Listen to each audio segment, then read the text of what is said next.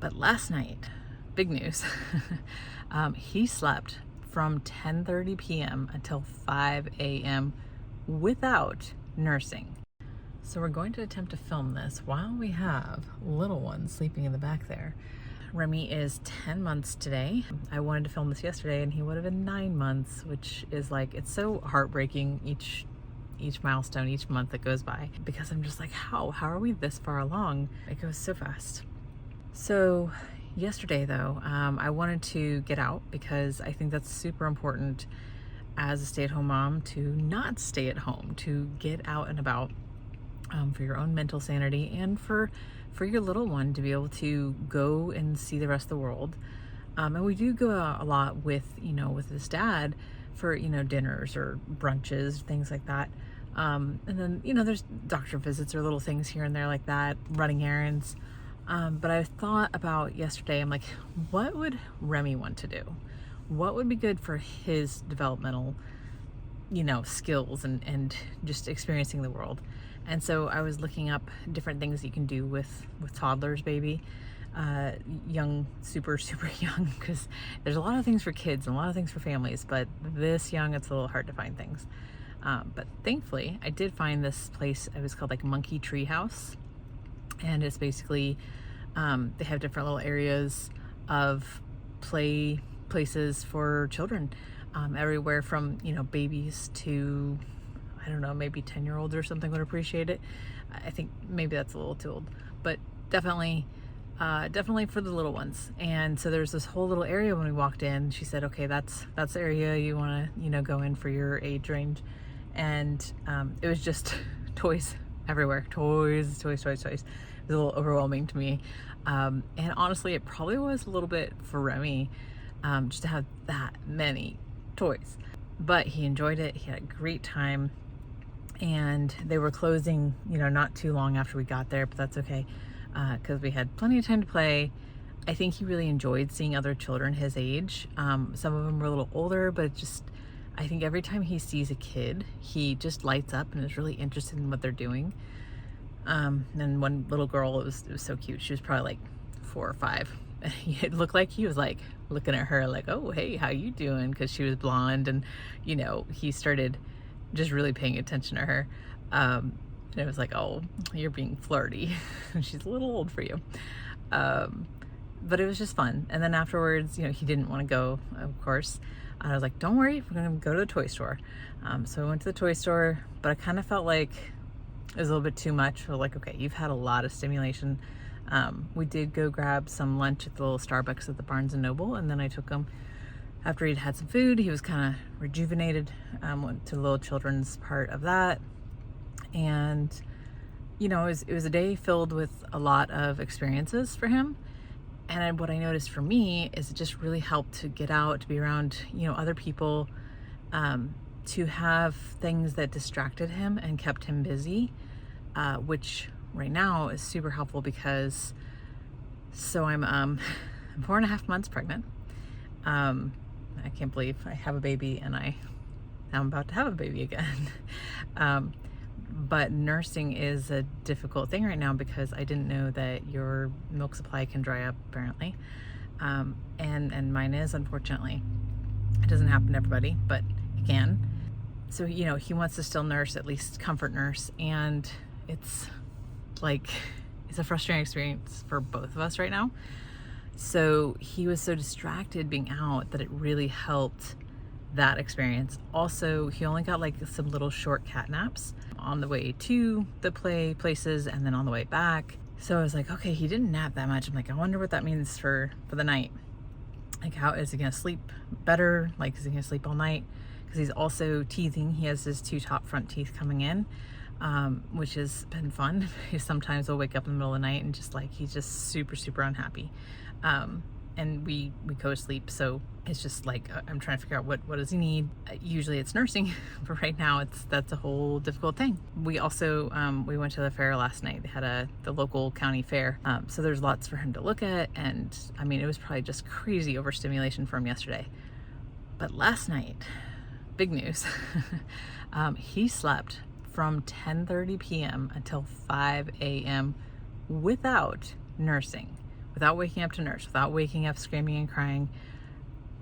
I think he was just so tired. So I don't know if it'll happen again tonight. I'm hoping. This is the first nap he's had. He had his morning nap, but he didn't have his like midday nap. So I have heard that they sometimes start dropping to 2 naps a day. So maybe that's what's going on. So this will just be like, yeah, this is the second one. He's been out for maybe 20 minutes or so now. Yeah, about 20 minutes. So we'll see what tonight brings. It would be awesome if we could do like weaning off the night nursing, since he's not really getting anything out of it. I mean, we're feeding him plenty of solids. I figured out how to get him to drink formula because he was not accepting that. But I mixed it into his, it's like a yogurt with banana, blueberries, and like maybe other fruits as whatever we have, into a drink. Oh, I heard some breathing. Okay, no, we're all right. So basically his milkshake in the morning with, that has like, I'm trying to do it dairy free because we're still testing to see if dairy is a problem for him or not. But it's like almond milk yogurt. I also want to do coconut yogurt. I want to try that instead because jury's still out if the almond milk is problematic. But yeah, so I have figured out to mix in the formula into that, and then he's getting his nutrients, because I know that you're supposed to do that up to a year. And so I felt really like guilty and bad that I just didn't know that first of all, I didn't think I'd get pregnant quite so quick.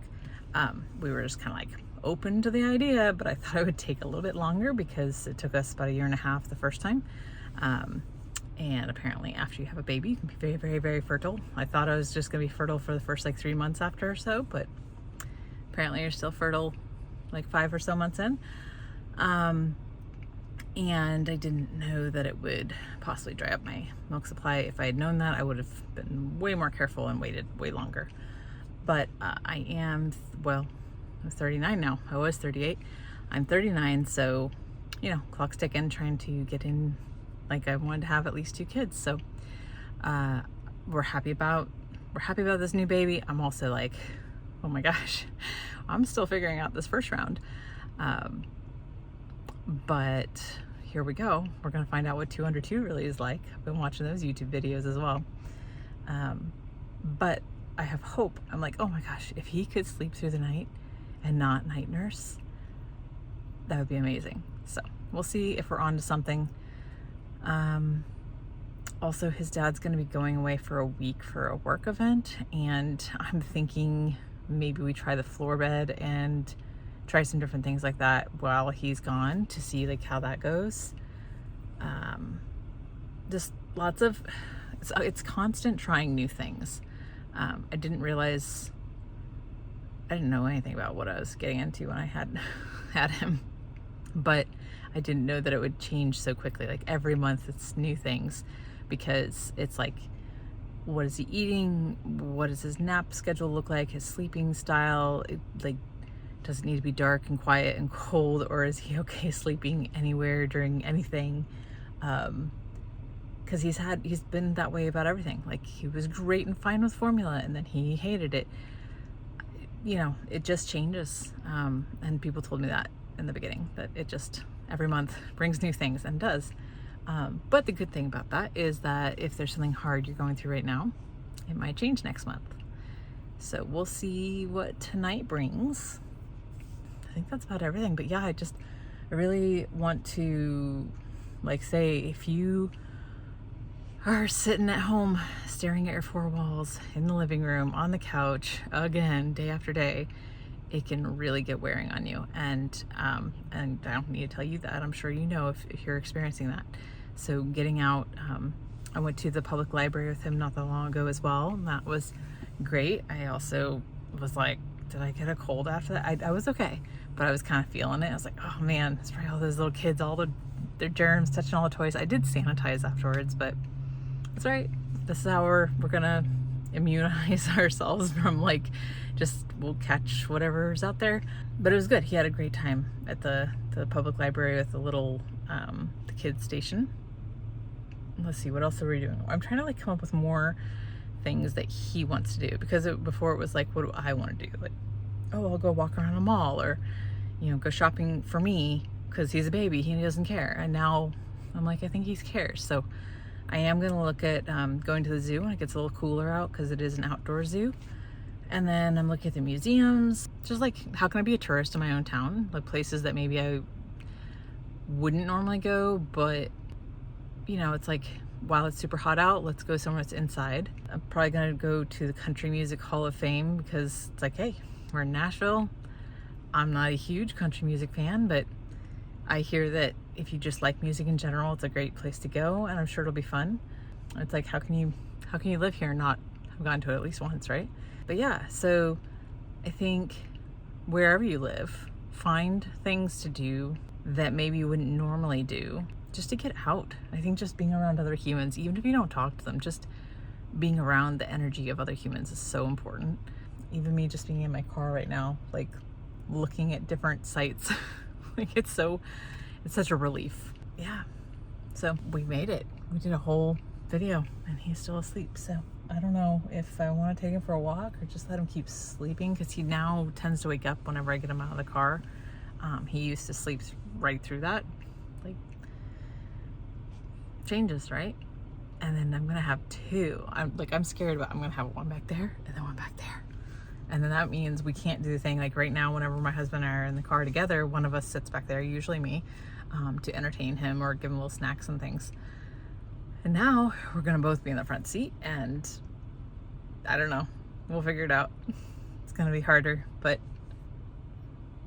it'll be all right. It'll be for a little while, and then eventually they'll both be sort of like the same age and be each other's friends, which will be great. And then they can kind of sort of maybe self-entertain to some degree. Because right now I'm basically his friend, and I'm his only source of entertainment. I'm sure hanging out with another kid will probably be better. I really hope they're friends.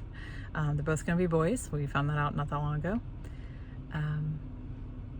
And yeah, I'm in the second trimester.